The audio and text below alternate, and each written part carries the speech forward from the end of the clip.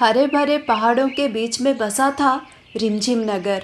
रिमझिम नगर गांव में रहती थी 5 बहनें, मल्लिका, बेला, चमेली, जैस्मिन और जीनिया। 5 बहनें बहुत ही ज़्यादा सुंदर थी। बचपन में ही उन्होंने अपनी माँ को खो दिया था और उनके पिता ने दूसरी शादी कर ली थी। घर में आ गई थी एक दुष्ट निर्दयी सौतेली माँ अनुराधा, जो बहुत ही ज़्यादा दुष्ट थी। उनको बहुत परेशान करती थी, बहुत कष्ट देती थी। इस तरह बड़े हुए थे वो 5 बहनें। 5 बहनों को खेती का काम करना बहुत पसंद था। रोज अपने खेत में जाते और काम करते। अपने खेत में उन्होंने बहुत सारी सब्जियां उगाई थी और वो बहुत खुश थे। पर उनकी सौतेली माँ उन्हें बिल्कुल पसंद नहीं करती थी, थोड़ा सा भी बर्दाश्त नहीं करती थी उन्हें। वो चाहती थी जल्द से जल्द उनकी शादी करके उन्हें घर से निकाल दे, ताकि वो शहर में जाकर अपने बेटे सुभाषिस और बहू स्नेहलता के साथ बाकी की जिंदगी आराम से काट सके। वो बहुत ही ज़्यादा परेशान थी उनसे, इसलिए अजब गजब रिश्ते ढूंढकर उनकी शादी पक्की कर दी थी और अब शादी की तैयारियां में लग गई थी। 5 बहनें हमेशा घर का काम करती थी और जब भी समय मिलता था तो खेत में जाकर काम करने लगती थी। उस दिन भी वो लोग खेत में जाकर काम किया। फिर जब घर लौटे तो उनकी सौतेली माँ उन पर बहुत नाराज होने लगी। अरे मैंने कितनी बार बोला है तुम्हें, जल्द ही तुम लोगों की शादी हो जाएगी। क्या जरूरत है खेत में जाकर काम करने की? सब्जियां उगा रही हैं, बड़ी आई किसान बनोगी। हाँ, देखो खुद को, ना पढ़ाई ना लिखाई, कुछ योग्यता नहीं है तुम में। अच्छा हुआ मैंने अपना पैसा तुम लोगों पर खर्च नहीं किया। तुम लोगों को पढ़ाती लिखाती तो क्या फायदा होता? वैसे भी तुम लोग मूर्ख ही हो। कुछ नहीं है, कुछ नहीं है। बाबा रे, मेरे बेटे को तो देखो, कितना बुद्धिमान है, प्रतिभावान है, इतना होशियार है मेरा बेटा। अच्छा हुआ मैंने उसे इतना पढ़ाया लिखाया। देखो तो शहर में कितनी बड़ी नौकरी कर रहा है, इतना बड़ा अफसर बन गया है, सरकारी अफसर। इतना बड़ा बंगला भी बनाया है शहर में और कितनी बड़ी उसकी गाड़ी है और इतने बड़े ऊंचे खानदान की लड़की से शादी भी कर ली है। मेरी बहू स्नेहलता इतने बड़े घर की है और इतनी पढ़ी लिखी है। रोज फोन करती है मुझे और बोलती है, मामी मुझे तो गांव बहुत पसंद है, मैं तो पहाड़, झरना, खेत सब देखना चाहती हूँ। मैं बोलती हूँ तो आजा बिटिया, कुछ दिन रह ले गांव में। तो नहीं, उसका मुंह उतर जाता है। पता है क्यों? तुम लोगों के वजह से। इतनी पढ़ी लिखी ऊंचे खानदान की अमीर घराने की लड़की तुम जैसे मूर्खों के साथ रहेगी क्या? तुम लोगों का नाम सुनते ही मेरी बहू मना कर दी है। गांव में तो कदम ही नहीं रख रही है। शादी को 6 महीना हो गया है, बस एक ही बार आई थी, तुम लोगों से परेशान होकर चली गई। मूर्ख अयोग्य लड़कियां कहीं की, कुछ काम की नहीं, कुछ काम की नहीं। बस तुम लोगों की शादी कर दूं और इस घर से निकल जाओ, फिर क्या सारी मुसीबत मेरे सर से हट जाएगी। आराम से शहर में जाकर रहूंगी मेरी बहू के साथ। कितना बुलाती है मुझे कि मम्मी आ जाओ हमारे साथ शहर में रहो, इतना बड़ा बंगला है मेरा, आ जाओ मम्मी, आ जाओ, महारानी के जैसे रहो। पर तुम लोगों के वजह से मैं नहीं जा पा रही हूँ। और ये गांव वाले, ये मूर्ख गांव वालों का क्या ही कहना, मेरे पीठ पीछे कितना बातें करते हैं। तुम लोगों की वजह से सहानुभूति तो ले लेती हो तुम लोग, और मैं बनी हूँ गांव में दुष्ट सौतेली माँ। छी छी छी, बदनाम करके रखा है। अरे जो भी हो, जैसा भी हो, बचपन से तुम लोगों को पाला है, पोसा है।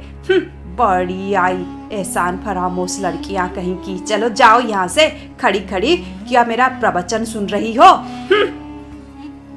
सच में इस बार अनुराधा ने तो हद ही कर दिया था। बचपन से उन्हें इतना कष्ट देती रही और अब उनके साथ ये सब कर रही थी। इतने अजब गजब रिश्ते ढूंढकर उनकी शादी कर रही थी। बहुत परेशान थे वो 5 बहनें। अब बेला बोलने लगी, दीदी आप माँ से बात करो ना, ये क्या मुसीबत है? हमने तो बचपन में ही अपनी माँ को खो दिया और कुछ साल पहले पिताजी भी छोड़कर चले गए। अब हम इन्हें माँ समझकर इनके साथ रहते हैं और ये हमारे साथ ऐसा व्यवहार कर रही हैं। दीदी हमने क्या बुरा किया है इनका? बचपन से कभी भी इन्हें पलटकर जवाब नहीं दिया है। इतना सम्मान करती हैं, हमारी पढ़ाई रुकवा दी, हमारे साथ इतना अन्याय किया। खाने के लिए ना अच्छा देती हैं 2 रोटी, ना पहनने के लिए कुछ अच्छा देती हैं। कैसे रखा है, हमारी उम्र की लड़कियों को देखो, क्या कुछ नहीं करती है, कितने मज़े से रहती हैं अपने घर में। पर हम अपने ही घर में ऐसे रहते हैं, नौकरानी जैसे। इतना काम करते हैं, इतना सेवा करते हैं, उन्हें तो कुछ दिखाई ही नहीं देता। और अब तो हद कर दिया है उन्होंने। ऐसा अजब अजब रिश्ता ढूंढा है हमारे लिए। हमारी शादी वो जिनसे करना चाहती हैं, उन लोगों की उम्र तो इनसे भी ज़्यादा बड़ा है। हाँ, 50 साल, 60 साल, 70 साल। नहीं दीदी, मैं किसी का अपमान नहीं कर रही हूँ, पर मुझे नहीं करनी है ये शादी। सच बोल रही हूँ दीदी, मैं नहीं करूँगी। हाँ दीदी हाँ, बात कर लो ना माँ से, कौन करेगा ऐसी जगह शादी। कैसा घर ढूंढा है हमारे लिए। वो लोग तो बिल्कुल अच्छे नहीं हैं, मुझे तो वो लोग शरीफ भी नहीं लगते दीदी। माँ ये क्या कर रही है दीदी, तुम ही बोलो, तुम ही बोलो। अब डरने से काम नहीं होगा। हम कितना सम्मान करती है, कितना स्नेह करती है, माँ को तो दिखाई ही नहीं देता है। दीदी बात करो, दीदी बात करो, मैं तो शादी बिल्कुल नहीं करूँगी। ऐसे ही वो 5 बहनें बहुत ज़्यादा दुखी हैं। मल्लिका बड़ी बहन है और वो अपनी बहनों को ऐसे दुखी देखकर बहुत ही परेशान हो जाती है। अरे तुम लोग रोना बंद करो। तुम लोगों को क्या लगता है मैं तुम लोगों की ज़िंदगी ऐसे नष्ट होने दूंगी? कभी नहीं। मैं तुम लोगों की बड़ी बहन हूँ। हाँ, मुझ पर भरोसा रखो। हम लोग कभी भी वहाँ शादी नहीं करेंगे। मैं माँ से बात करूँगी। आज ही बात करूँगी। तुम लोग रोना बंद करो, मुझसे ये कष्ट नहीं देखा जाता। बहुत परेशान हो जाती है मल्लिका। उसे तो बिल्कुल भी हिम्मत नहीं है अपनी माँ को कुछ भी बोलने की, क्योंकि उसकी सौतेली माँ ने ऐसा ही माहौल बनाया है घर में, वो किसी की नहीं सुनती है। पर मल्लिका उस दिन बहुत सारा हिम्मत जुटाती है और शाम को वो अपने माँ के पास जाती है। वो सारी बातें अपनी माँ को बोल देती है और वो 5 बहनें शादी नहीं करेंगी, ये बोलकर वो शादी से भी मना कर देती है। ये सब सुनकर अनुराधा तो बहुत ज़्यादा भड़क जाती है।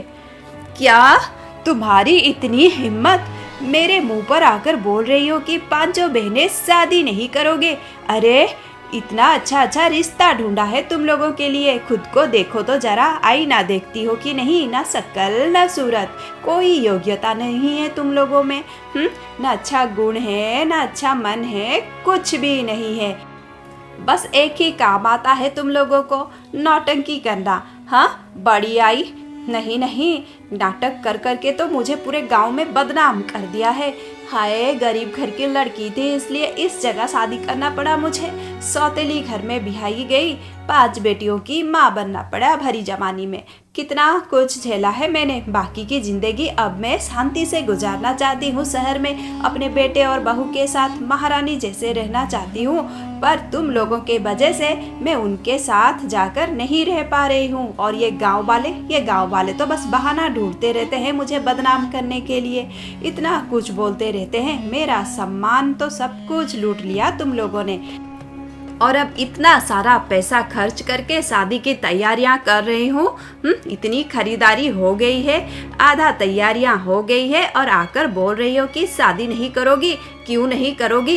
इतना अच्छा घर चुना है मैंने तुम लोगों के लिए। कौन सौतेली माँ इतना कुछ करती है? अब गहनों का भी खर्च होगा, कपड़े लत्ता और दावत, कितना कुछ है। इतना कुछ तो कर रही हूँ। तुम लोगों को तो मुझे धन्यवाद देना चाहिए, और उन परिवारों को भी जो तुम लोगों को बहू बनाने के लिए तैयार हो गए। एहसान कर रहे हैं वो लोग, और मैं तुम लोगों के ऊपर। अयोग्य मूर्ख लड़कियां, तुम क्या खुद को राजकुमारियां समझती हो जो तुम्हारे लिए राजघराने का रिश्ता आएगा? मैं कुछ नहीं सुनूंगी। पैसे क्या पेड़ पर उगते हैं? नहीं, अगले महीने तो तुम लोगों की शादी में करा के ही रहूंगी। जल्दी से इस घर से निकल जाओ ताकि मुझे शांति मिले। बड़ी आई बाबा रे, सारा जमीन जायदाद बेच दूंगी और आराम से शहर में जाकर रहूंगी। क्या मुसीबत है? शादी नहीं करेंगी? अरे शादी नहीं करोगी तो क्या दही के जैसे जम जाओगी यहाँ पर 5 बहनें, और मेरे सर पे डिस्को डांस करोगी? बड़ी आई, चल जा यहाँ से। और हाँ, मैंने बोला था पकोड़े बनाने के लिए, बनाया कि नहीं? जल्दी से परोस दे, भूख लग रही है मुझे। आहा, बारिश होने वाली है, बारिश में पकोड़े और गरम गरम चाय, क्या मजा आता है। जा जल्दी ला मेरे लिए पकोड़े गर्मा गर्म। निर्दयी मल्लिका अपनी सौतेली बेटियों की बिल्कुल नहीं सुनती है। वो तो बस जल्द से जल्द उन लोगों की शादी करा देना चाहती है और वो अपने निर्णय पर बिल्कुल अटल है। पर ये 5 लड़कियां बहुत ही ज़्यादा परेशान हो गई हैं। दीदी, अब तो पानी हद से ज़्यादा हो गई है, मुझसे और सहन नहीं हो रहा है। माँ ये क्या कर रही हैं? इस बार तो हद कर रही है वो। नहीं दीदी नहीं, मैंने बोल दिया ना, शादी तो नहीं करूँगी मैं, ना मैं करूँगी ना तुम लोग करोगे। ऐसी जगह शादी कौन करेगा? माँ क्या पागल हो गई हैं? नहीं दीदी, अगर वो नहीं सुन रही हैं तो हमें ही कुछ करना पड़ेगा। हाँ, मैं अपने तरीके से कुछ करूँगी। मैं नहीं डरती हूँ माँ से। इतना सम्मान दिया उन्हें बचपन से, इतना स्नेह किया हमने, वो हमारे साथ इतनी बुराई करती रही, फिर भी हम उनके साथ इतने अच्छे बने रहे। उन्हें अगर कुछ दिखाई नहीं देता, हमारा स्नेह दिखाई नहीं देता, तो इसमें हमारी क्या गलती है? दीदी, ये घर सिर्फ उनका नहीं है, हमारे पिता का भी घर है। इस घर पर हमारा भी अधिकार है। हाँ, हमारे पिता के पास थोड़ा सा जमीन और ये घर था, इस पर हमारा भी हक है दीदी। हम अपना हक मांगेंगे। हाँ, बहुत हो गया, पानी अब सर से ऊपर जा रहा है।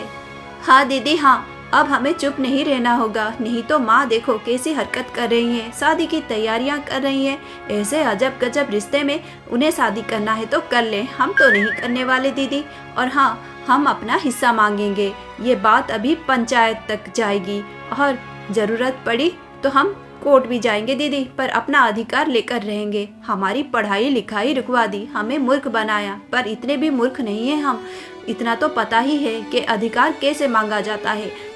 छोटा सा खेत में खेती का काम करेंगे दीदी, छोटा सा कुटिया बनाकर वहाँ पर शांति में रहेंगे हम 5 बहनों।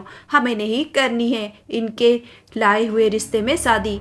दीदी, अगर वो नहीं सुन रही हैं तो हमें ऐसा ही करना पड़ेगा।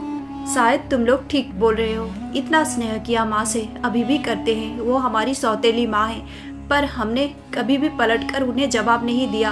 हमेशा उनका ख्याल रखा, उनको प्यार किया, बदले में सिर्फ नफरत मिली हमें। अभी भी वो नहीं बदल रही है। सच में ये तो इतना बड़ा निर्णय है शादी का, वो ऐसे कैसे कर सकती है हमारे साथ? नहीं, ये शादी तो नहीं हो सकती। और तुम लोग ठीक बोल रही हो, हम अपना हक मांगेंगे इस बार। बहुत हो गया और नहीं सुन सकते। 5 बहनें अपने कमरे में सारी बातें कर रही थी, पर बाहर खड़ी थी अनुराधा। वो चुपचाप से उनकी सारी बातें सुन रही थी, दीवार में खड़ी होकर। अब उसके मन में बहुत परेशानी आ गई। अरे ये क्या, मैं तो इन 5 लड़कियों को गूंगी गुड़िया समझता था, पर ये सब तो बहुत ही ज़्यादा स्मार्ट है। अरे नाना, कुछ ना कुछ तो करना ही पड़ेगा। अपना अधिकार मांगना चाहती हैं, अपना हिस्सा मांगना चाहती हैं। अगर इन 5 बहनों को मैं इन जमीन जायदाद में हिस्सा दे दूं तो मेरा बेटा तो कटोरा पकड़ लेगा। नहीं नहीं नहीं, ये सब नहीं होने दूंगी। कितनी चालाक लड़कियां हैं ये लोग। अच्छा हुआ मैं इनकी शादी तय कर दिया है, कुछ ना कुछ तो करूंगी और इनकी शादी तो मैं करा के ही रहूंगी। तब तक मुझे भी कुछ नाटक करना पड़ेगा। अब इनको डांट झपट कर मैं अपने अधीन नहीं कर सकती। ये बहुत ही चालाक लड़कियां हैं। ये मुझे मानती हैं, सम्मान देती हैं, इसलिए चुप हैं। अगर मैं ऐसी ही इनसे व्यवहार करती रही तो ये 5 मुझसे डरना बंद कर देंगी, फिर गजब हो जाएगा। नहीं नहीं नहीं, मैं अपने वकील से पहले बात कर लूँ। कैसा भी करके ये सारा जमीन जायदाद अपने बेटे सुभाषिस के नाम कर दूंगी, फिर ये जाने हर इनकी मर्जी जाने। पर सबसे पहले मुझे अपने वकील से बात करनी होगी। अब अनुराधा फौरन अपने वकील के पास जाती है और उनसे बात कर लेती है। अब वो अपने वकील के कहे अनुसार करने लगती है। अरे वकील साहब ने तो बहुत अच्छा उपाय दिया मुझे। उन्होंने बोला कि पहले जाओ और अपने बेटे का दस्तखत लेकर आओ। एक दस्तखत इस महीने और एक दस्तखत अगले महीने, बस 2 दस्तखत मिल जाएंगे तो क्या, ये जमीन जायदाद सब कुछ बेटे के नाम हो जाएगा। फिर ये लड़कियां को मैं कटोरा दे दूंगी भीख मांगने के लिए। बड़ी आई मुझसे उलझने वाली। सबसे पहले मुझे शहर जाना पड़ेगा अपने बेटे से दस्तखत लाने, फिर अगले महीने भी जाऊंगी और दस्तखत ले आऊंगी। फिर क्या, ये सारा जमीन जायदाद हमारा हो जाएगा। अभी चलो मैं थोड़ा सा नाटक करती हूँ, क्योंकि आज ही मुझे शहर जाना है, देर नहीं करूँगी। अब अनुराधा सारी योजना बना लेती है कि वो कैसे सारा जमीन जायदाद अपने बेटे के नाम कराएगी। अब वो शहर जाने के लिए तैयार हो जाती है। अरे बेटी मल्लिका, अभी तक नाराज हो क्या मुझसे? बेटी, तुम पांचों बहनें तो मुझे हमेशा गलत समझती हो, क्योंकि मैं सौतेली माँ हूँ ना। पता नहीं ये गांव वालों ने क्या कुछ भर दिया है तुम्हारे कानों में। मेरी बेटियाँ बहुत अच्छी हैं, मुझसे कितना स्नेह करती हैं, मुझे क्या नहीं पता? तुम लोग चिंता ना करो, अगर तुम लोग शादी नहीं करना चाहती हो तो कोई बात नहीं, नहीं करो, उसमें क्या है, जबरदस्ती थोड़ी करूँगी। माँ हूँ मैं तुम लोगों की। सौतेली हुई तो क्या हुआ, मेरे मन में क्या दया नहीं है? मैं भी तुम लोगों से बहुत प्यार करती हूँ बिटिया। माँ, मैं बहुत खुश हूँ, सच में माँ, तुम हमारी बात मान गई? हाँ बिटिया हाँ, आज ही शहर जा रही हूँ। सुभाषिस को थोड़ा देख कर आ जाऊँ, इतना दिन हो गए। तुम्हें तो पता है मैं शहर जाती हूँ तो ये गांव वाले तो मेरे मान सम्मान का ख्याल ही नहीं करते। कितना सारा बात बोलने लगते हैं कि देखो 5 जवान बेटियों को घर में छोड़कर आराम से शहर चली गई, आराम कर रही होगी अपने बेटे और बहू के साथ। ऐसा तो नहीं है, पर क्या करूं बेटी, इतना दिन हो गए। तुम्हें तो पता है वो नकचड़ी बहू गांव आना पसंद नहीं करती है, इसलिए मुझे ही शहर जाना होगा। 2 दिन में आ जाऊंगी बिटिया। हाँ माँ ठीक है। मल्लिका तो बहुत ज़्यादा खुश हो जाती है। अब अनुराधा शहर जाती है अपने बेटे सुभाषिस और बहू स्नेहलता के पास। सुभाषिस और स्नेहलता अनुराधा को देखकर बहुत ही ज़्यादा खुश हो जाते हैं और जायदाद वाली बात सुनकर और भी ज़्यादा खुश हो जाते हैं। मामी जी, आप तो बहुत ही ज़्यादा स्मार्ट हैं, कितना अच्छे से ये काम आपने हैंडल कर लिया। उन 5 मूर्ख लड़कियों को कुछ भी पता नहीं है। एक दस्तखत इस महीने और एक दस्तखत अगले महीने, फिर सारा जमीन जायदाद इनके नाम हो जाएगा। माँ जी, मैं सारा जमीन बेच दूंगी, सब कुछ बेच दूंगी और शहर में इससे भी बड़ा घर बनाऊंगी और आपके लिए एक सुंदर सा कमरा उसमें बनाऊंगी। आप आराम से रहना हमारे साथ। हाँ बेटिया हाँ, ऐसा ही होगा। मैंने तो उम्र भर कष्ट ही पाया है, अब बाकी की जिंदगी शांति से बिताऊंगी अपने बेटे और बहू के साथ। हाँ हाँ माँ, क्यों नहीं, क्यों नहीं। शहर में बड़े मज़े से रहती है अनुराधा, गांव जाने का उसका मन ही नहीं करता है। 1-2 दिन के लिए आई थी, पर 5-6 दिन हो गए हैं वो आराम से अपने बेटे और बहू के साथ है। एक दिन वो अपने बगीचे में टहल रही थी, तभी अचानक उसने कुछ सुन लिया। उसका बेटा सुभाषिस और उसकी बहू स्नेहलता बातचीत कर रहे थे और उसे तो आदत थी चुपके से किसी की भी बात सुनने का, तो वो चुपचाप से खड़ी हो गई और उनकी बातें सुनने लगी। आज ये क्या मुसीबत है, आपकी माँ कब जाएंगी यहाँ से? हे भगवान, 2 दिन के लिए रहने आई हूँ, 2 दिन का काम है बोल रही थी, पर अब तो 1 हफ्ता होने को आ रहा है।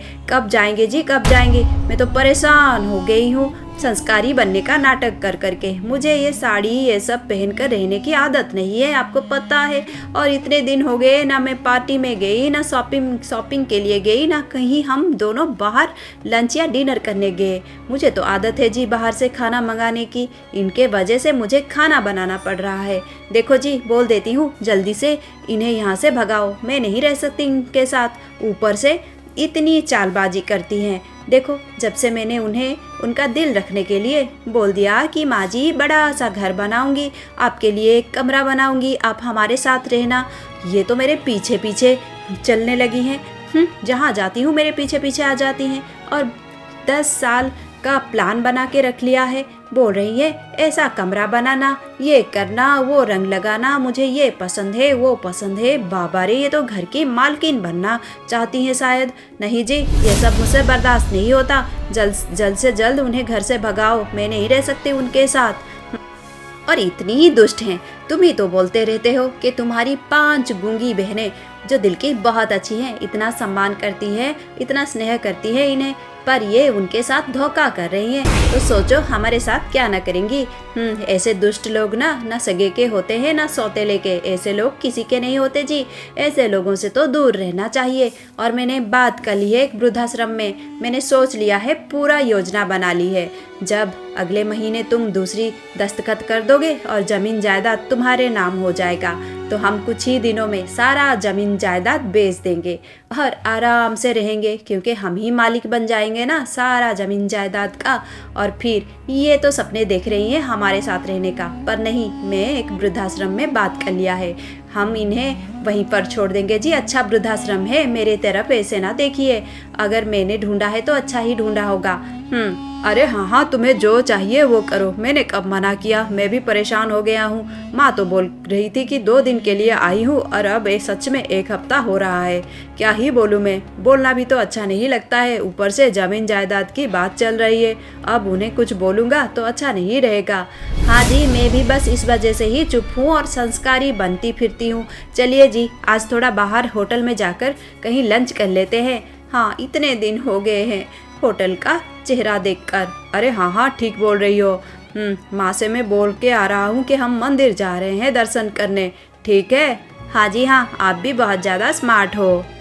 अरे बाबा रे, ये क्या सुन लिया था अनुराधा ने। उसके तो होश ही उड़ के अपने बेटे और अपनी बहू का ये असली रूप देखकर। पर सारी गलती तो उसी की थी, उसी ने ही ऐसा कर्म किया था, और कर्म का फल तो मिलना ही मिलना होता है। वो बहुत लज्जित हो गई और उसके मन में बहुत पश्चाताप और अनुताप आने लगा। ये तो मेरे कर्म का फल है, मैं क्यों रो रही हूँ। छी, जैसा कर्म किया था वैसा ही फल मिला है मुझे। पाप करने से ऐसा ही तो फल मिलता है। छी छी छी, कैसा गलत कदम उठा रही थी मैं। गलत कदम क्या, पाप है पाप।